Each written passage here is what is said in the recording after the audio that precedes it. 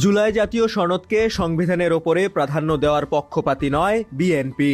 সনদ সম্পর্কে আদালতে প্রশ্ন তোলা যাবে না, এই অঙ্গীকারও একমত নয় দলটি। বিএনপি চায় যেসব সাংবিধানিক সংস্কারে ঐক্যমত্য হয়েছে সেগুলো নির্বাচনের আগে নয়, আগামী সংসদে বাস্তবায়ন করা হবে। জুলাই সনদের সমন্বিত খসড়া সম্পর্কে গতকাল বুধবার জাতীয় ঐক্যমত্য কমিশনে এসব মতামত দিয়েছে দলটি। বিএনপি সহ 5টি দল গতকাল মতামত জানিয়েছে। গতকাল ছিল মতামত দেওয়ার শেষ দিন।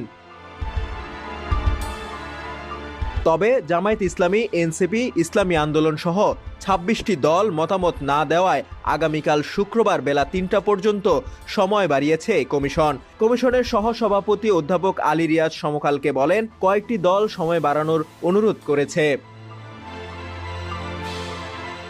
সনদের আইনি ভিত্তি এবং নির্বাচন